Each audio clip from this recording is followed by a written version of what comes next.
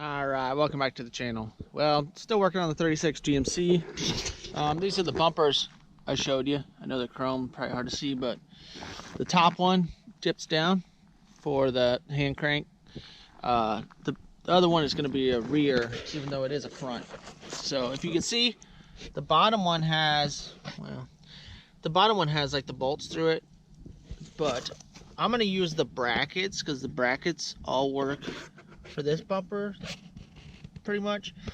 I'm gonna cut it off here close to where it mounts, and then just use that same bracket, bolt up into here, and then I'm gonna have to probably notch it or do something right in here because it dips down. So just kind of getting some measurements. It's not gonna make it all the way to the second hole.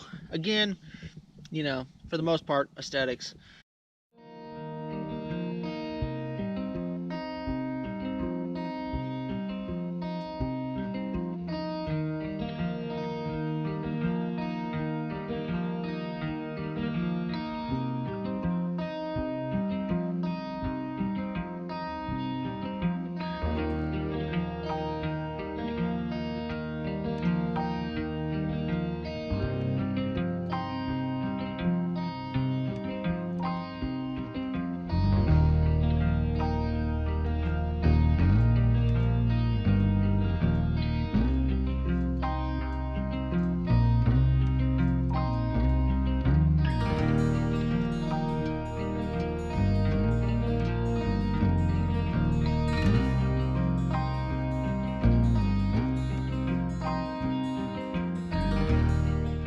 Alright, well, the front bumper's on.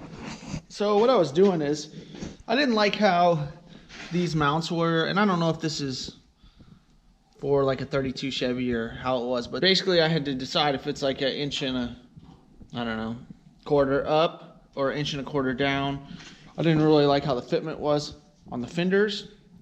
Plus, the bumper was leaned back really high, really bad. It just looked kind of dumb.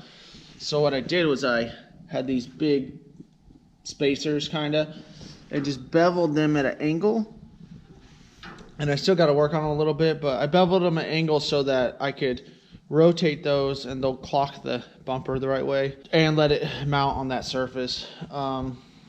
These, I thought looked kind of dumb. It was just too much stuff there. Obviously this bolt looks stupid because I didn't have the right size bolt for it, but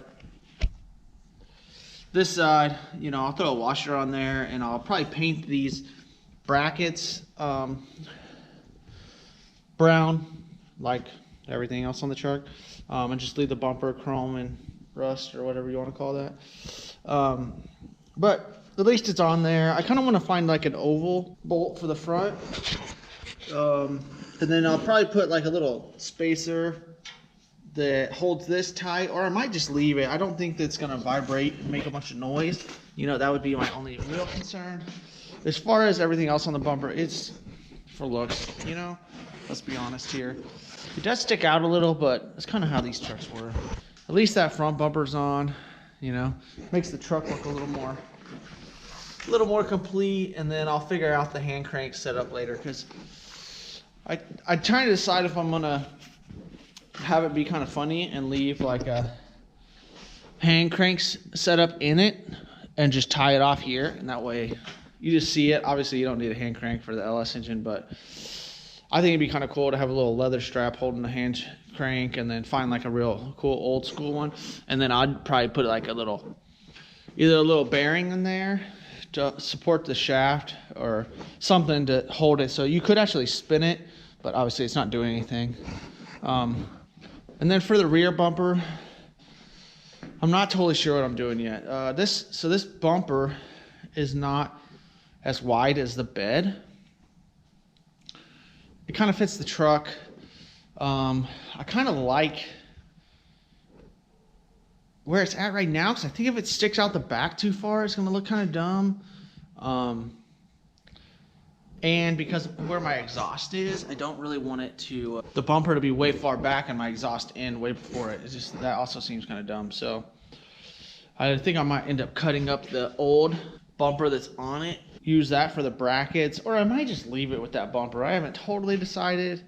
With the boxes on it, I thought it'd look cool to have a bumper in the rear just because it's a short bed. I want it to look kind of classy. I don't want it to look totally like a farm truck, but I haven't totally decided on that. So I don't know if I'm gonna wait to cut that up, and I'm indecisive. It looks cheap, you know, obviously a little trashy, but it kind of fits the truck. So I took the fender off.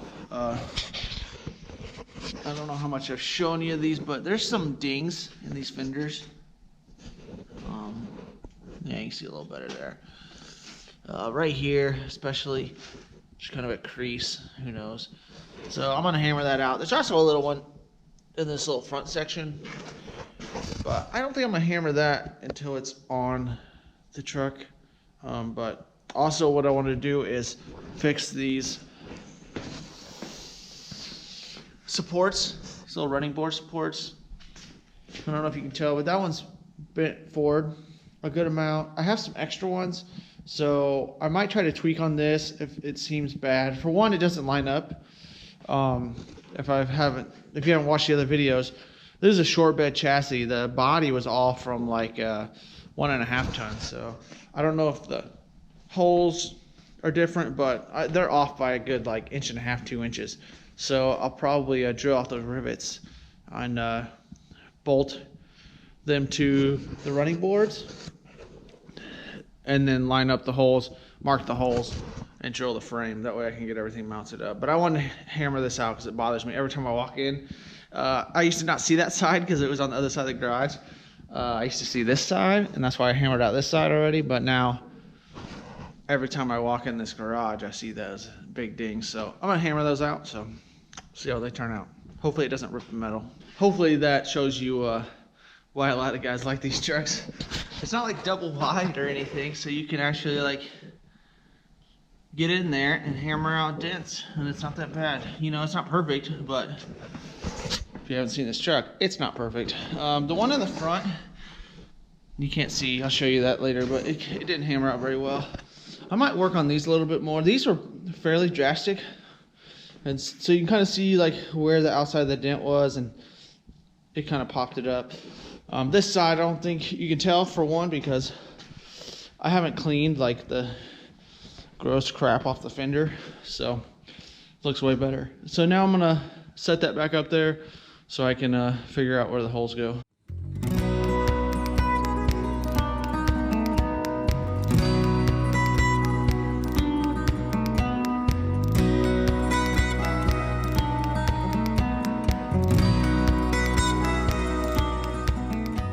I called it a night.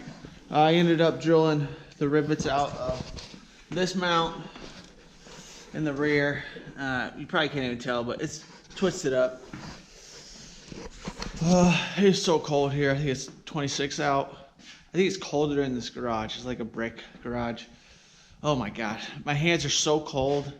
I could barely hold the hammer right, so I'm calling it a night. All right, well, a little bit warmer today, so I'm back in.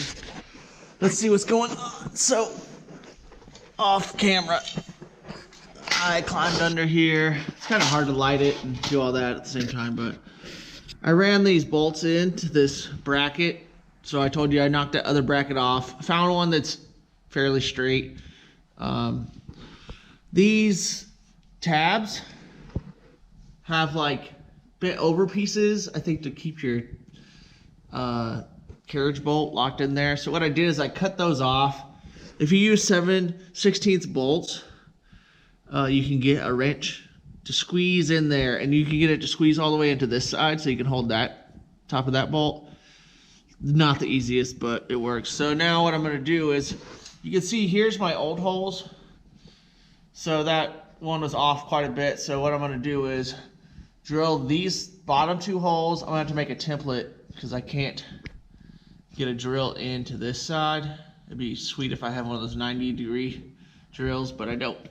So I'll have to drill these 2 and then switch over to that side and make a template, and then switch over and drill from the back side. So we'll see how it goes. The only other thing that bothers me just a touch is it looks like the bracket makes it kind of this kind of sit at a little bit of an angle. You know, I think a lot of these get bent from obviously people walking on them.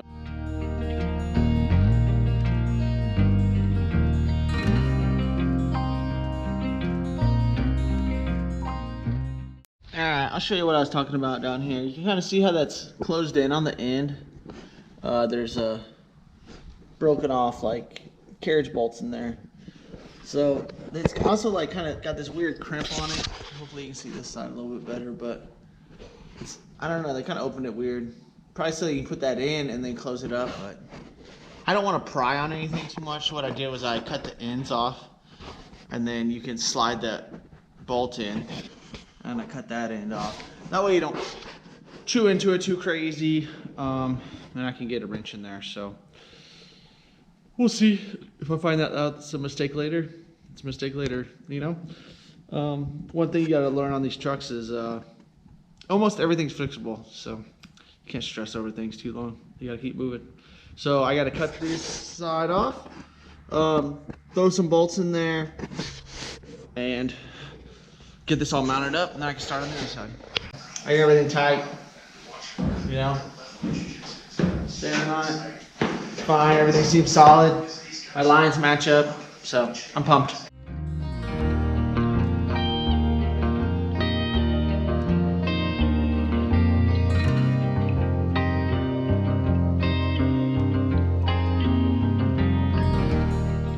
I'm gonna wrap this video up. It's cold here. Working in the garage is cool because I don't have to worry about the rain as much, but it's very cold. I'm gonna have to figure out a heating situation for this temporary garage. So I don't know if that's gonna be one of those turbo heaters, which I don't know if that gives you issues when you're welding or just breathing that in all day. Seems like you're kind of breathing in just burnt gas, you know? So we'll see how that goes. But I did get these fuel rails on. So they're the Holley fuel rails. I think I'm going to actually strip those down so they're just bare aluminum like the rest of the engine.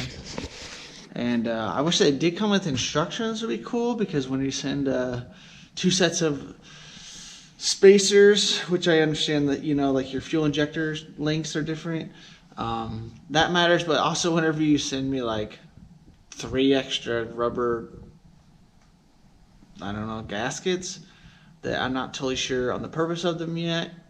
Maybe just, you know, let someone know if that needs to go on the top or bottom. I'm assuming that just helps give a little bit of play so that everything can line up right, so your fuel injectors don't leak. But who knows? I'll have to look that up or look on some reviews or forums or whatever. But pretty excited because now the running board is nice and solid on the passenger side, and the driver's side is almost done. I just kind of over it tonight.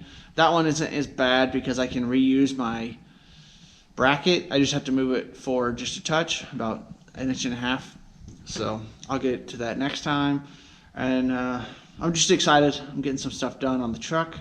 Moving forward, obviously, is like getting this radiator. You know, I just got some I'm sure Chinese aluminum radiator. I just had to get it to fit in there. So what I need to do is I need to get this hood out of the way. It's kind of a 2-person job, and I've done it by myself before, but I kind of didn't want to do that tonight. Get that hood out of the way, get the supports bars out of the way, and then I'll try to do it when the grill part is still on, but I might have to pull that whole grill piece off, get that all to fix. I just don't want to be jamming this radiator in back and forth a bunch, scratching things up, or who knows. I think I have to trim these tabs a little bit, but that'll be coming soon. That's kind of my last real thing, besides I have to go try to get a drive shaft maybe next week, before I can start pulling this engine out, start pulling it apart, redo seals, just rebuild it, nothing crazy. So hope you guys like the videos. Thanks for watching. Later.